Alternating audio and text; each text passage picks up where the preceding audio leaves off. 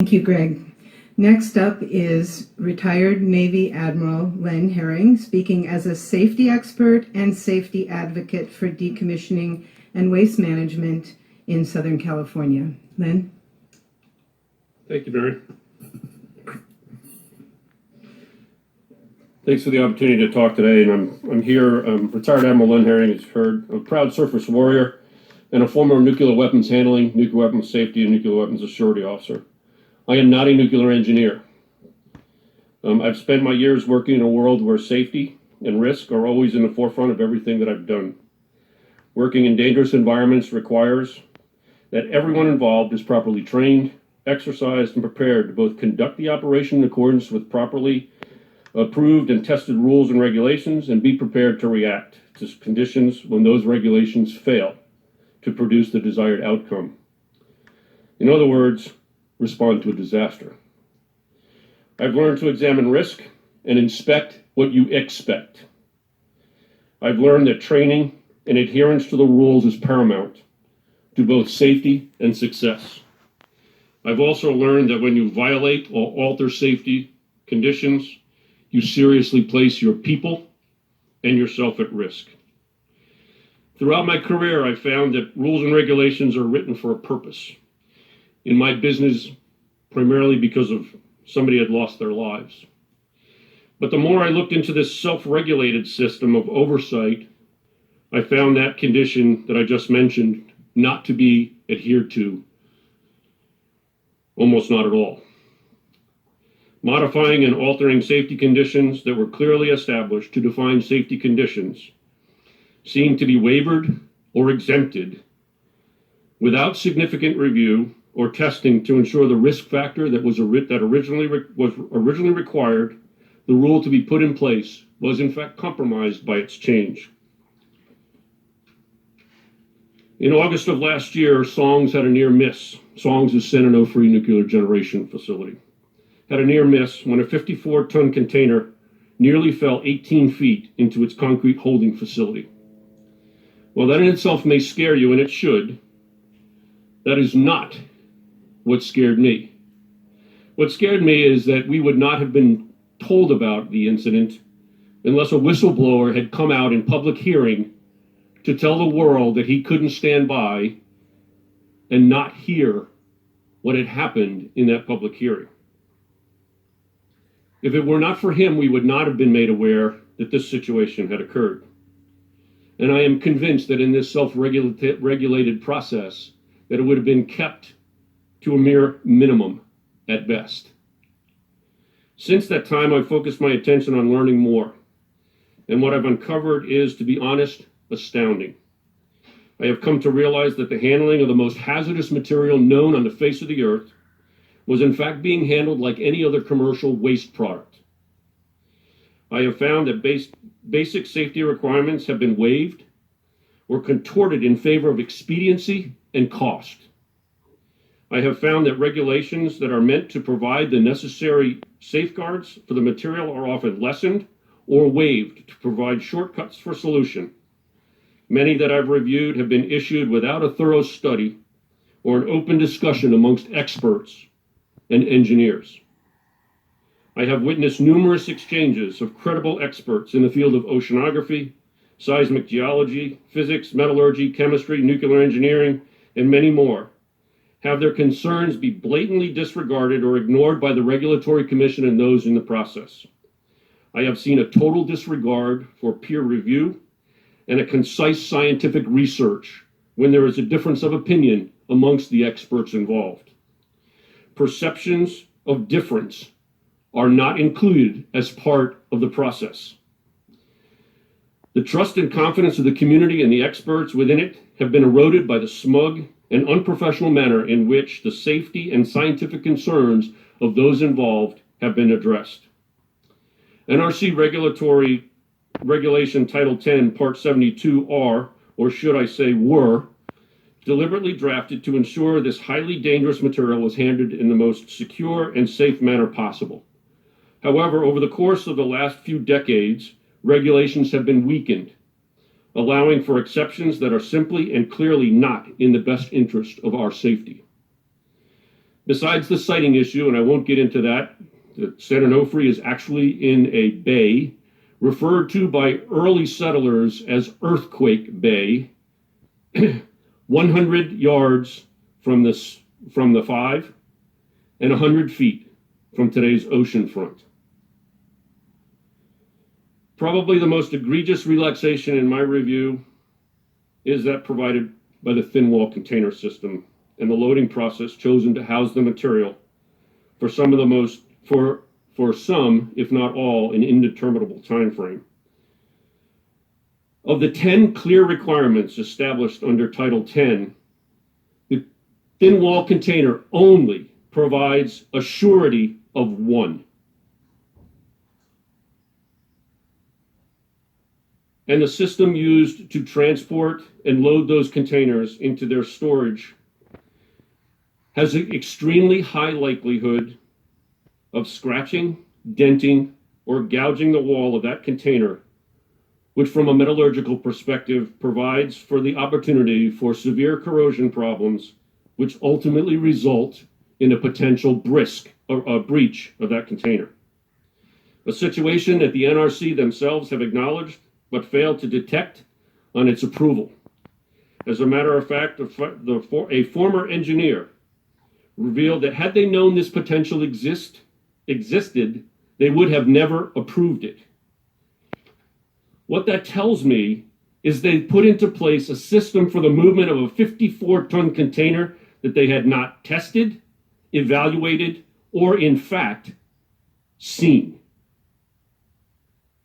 These thin wall containers have no internal monitoring and no capability to be currently offloaded or transported, a specific requirement of Title 10.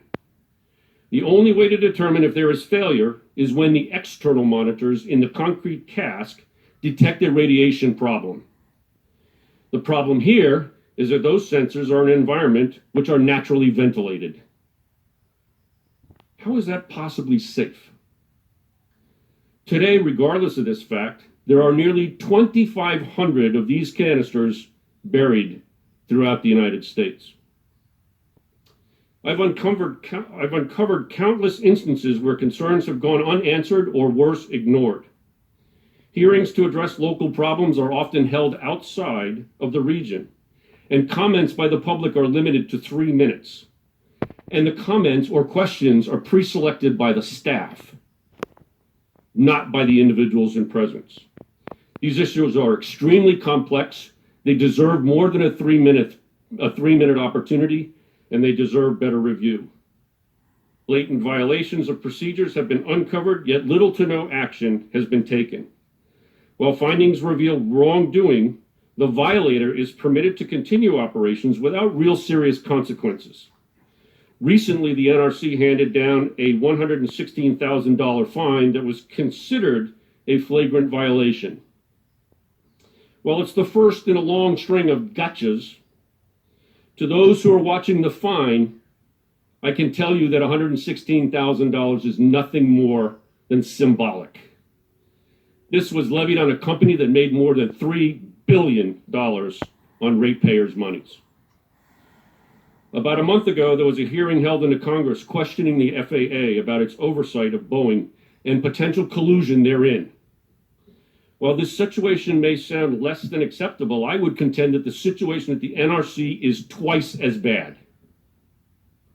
I've often referred to as being in court where a 5-time DUI individual is telling the judge that he will never do it again, trust me. And the judge is stupid enough to believe him. In the world I come from, teams are made up of individuals who first receive specific training and equipment, the procedures they're to operate, and the safety for a role that they are about to play in the hands of other members of the team. Once they prove themselves proficient, they are considered qualified to then join the team with similarly trained individuals who are then given the opportunity to train and learn as a team. Extensive exercise scenarios are conducted, and each member learns what the other member must do in order to provide a safe environment. Once that level is reached, They undergo an extensive testing and evaluation period to prove that they are certified to conduct operations without fear of placing themselves or others at risk. That's what you might have expected or expect of the Nuclear Regulatory Commission in moving a 54-ton container of highly active or highly radioactive material. Well, guess again. While regulations imply that that should have happened, what I found is it'd be far from the truth. I couldn't believe it. As a matter of fact, it was revealed to me that the operator of the lift equipment, the day the incident took place, was chosen to perform the duties not because of his expertise in the handling equipment, but because his rad count was the lowest of the team. I've even found out that the OSHA inspectors who were on site were not nuclear certified, that they were simply industrial engineers. These people have never trained before, exercised with dummy equipment, or passed any significant training requirement that provides them the safety requirements to handle nuclear material. They were, for all practical purposes, hired off the street. Worse, they had never drilled together or received any training on what to do should there have been an accident. The list goes on, and I only have another minute. There's a bigger concern that is of point, and that is, for 9 years in the last part of my career, I was a General Courts Martial Authority as a regional commander. After close examination into conditions of both oversight provided by the regulatory authority and the documented repeat offenses found, if asked by my seniors, I would be forced to conclude that I had lost all trust and confidence in their ability to remain in command. I would recommend a complete investigation be conducted. I would recommend a cessation of all operations and a relief for the chain of command responsible for the disregard and blatant changing of standards and safety conditions and operating procedures. I hate to say this, but it's time for the Congress to address the problem and accept that there is no walking away from a nuclear accident. Failure to address the concerns for a national solution that involves our nuclear waste problem is critical. Today, we are creating waste sites that should something happen, it will leave portions of this country uninhabitable for not if hundreds, but tens of thousands of years. And if the worst should happen, that there be an explosion, and I'm not saying there would or could or would, but the risk is always there. Maybe tens of thousands or hundreds of thousands could lose their lives. The Congress needs to retake control and make sure these regulations are adhered to, and that the oversight of Congress to change or approve any modification thereunto is done so only with their approval. The oath of office demands it of them. We, the people, especially those I represent in Southern California, have lost faith and confidence when it comes to how songs and the Nuclear Regulatory Commission is upholding the standards that we expect to be applied when our safety is considered. Thank you.